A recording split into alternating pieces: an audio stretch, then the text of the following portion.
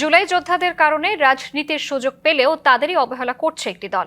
তাদের দিয়ে নতুন বাংলাদেশ গড়া সম্ভব নয়, এ কথা বলেছেন জামায়াত আমির ডাক্তার শফিকুর রহমান। আরো বলেন, জামায়াত একটি দুঃশাসন মুক্ত, দুর্নীতিমুক্ত বাংলাদেশ গড়তে চায়, যেখানে নারীদের অধিকার নিশ্চিত করা হবে। দেশব্যাপী নির্বাচনী প্রচারণা চালাচ্ছে বাংলাদেশে জামায়াত ইসলামী। এরই অংশ হিসেবে শুক্রবার ফেনী সরকারি কলেজ মাঠে জামায়াত সমর্থিত 11 দলের নির্বাচনী জনসভা।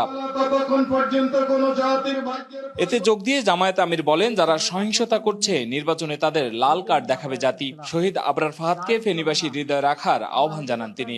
এই বাংলাদেশে রাজার ছেলে রাজা হবে, মন্ত্রীর ছেলে মন্ত্রী হবে, সেই সংস্কৃতির ধারা আমরা পাল্টে দিতে চাই। আমরা এমন বাংলাদেশ চাই, একজন সাধারণ রিক্সা চালক ভাই তার সন্তানের মেধা বিকাশের মাধ্যমে একদিন যেন সেও এদেশের প্রধানমন্ত্রী হতে পারে। পরে ফেনী থেকে নোয়াখালীর এক জনসভায় যোগ দেন জামায়াত আমির। বলেন, এক হাতে ফ্যামিলি কার্ড, অন্য হাতে মায়ের গায়ে হাত দেখতে চায় না জামায়াত ইসলামী। আল্লাহর কসম, ক্ষমতায় যাওয়ার আগে দেশের জনগণ যাদের হাতে নিরাপদ নয়, ক্ষমতায় যাওয়ার পরে আরো বেশি ঝুঁকিপূর্ণ হয়ে পড়বে জনগণের জন্য। আমরা একটা দুর্নীতিমুক্ত, চাঁদাবাজ মুক্ত, দুঃশাসন মুক্ত বাংলাদেশ চাই। বিকেলে লক্ষ্মীপুরে নির্বাচনী জনসভায় যোগ দিয়ে জামায়াত আমির বলেন, জুলাই যোদ্ধাদের কারণে রাজনীতির সুযোগ পেলেও তাদের অবহেলা করছে একটি দল। পরিবর্তন এসেছে আমাদের সন্তান সন্ততির নেতৃত্বে। বিদেশ থেকে দেশে রেমিটেন্সের টাকা আসে নিরাপদে। তাই আজই আপনার আপনজনকে বলে রাখুন, রেমিটেন্সের টাকা যেন শুধু নগদেই পাঠায়। কেউ কেউ আছেন এদেরকে স্বীকার করতে চান না, তাদেরকে সাবাল বলেন। সন্ধ্যায় কুমিল্লার লাকসামে জনসমাবেশে যোগ দেন জামায়াতের আমির। সেখানে নির্বাচনের সব পক্ষকেই নিরপেক্ষভাবে কাজ করার আহ্বান জানানো হয়। আপনারা জামাতে ইসলামেরও নন, আপনারা বিএনপিরও নন, আপনারা এনসিপির নন, আপনাদের জবাবদিহিতা বাংলাদেশের জনগণের কাছে।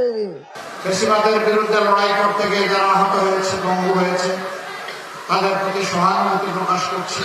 ৩৬ জুলাই বা ৫ আগস্ট পট পরিবর্তনের পর যারা বেঁচে ছিলেন তারা ফিরে এসেছেন, কিন্তু যারা ফিরে আসেননি তাদের ভাগ্যে কি হয়েছে আল্লাহ তাআলা ভালো জানেন। পরে কুমিল্লা টাউন হল মাঠে জনসভায় যোগ দেন জামায়াতের আমির। যারা ভোটদানে বাধা দেবে তাদের প্রতিহত করার আহ্বানও জানান তিনি। দেশপ্রেমিকের অভিনয় আমরা এই ভণ্ডামি আর দেখতে চাই না। দেশপ্রেমিক হলে সকল কাজে দেশপ্রেমের পরিচয় বাস্তবে দিতে হবে, মুখে নয়। মুখের কথা জনগণ এখন আর বিশ্বাস করে না অনেকের। যারা বাস্তবে প্রমাণ করেছে মরণে জীবনে সুখে এবং দুঃখে দেশ এবং জনগণের পাশে আছে ইনশাআল্লাহ। এছাড়াও দিনভর জামায়াতের আমিরের বক্তব্যে ছিল যুব সমাজের কর্মসংস্থান, দুর্নীতি ও চাঁদাবাজ মুক্ত দেশ গড়ার প্রত্যয়। Hasan Al Mamun, DBC news.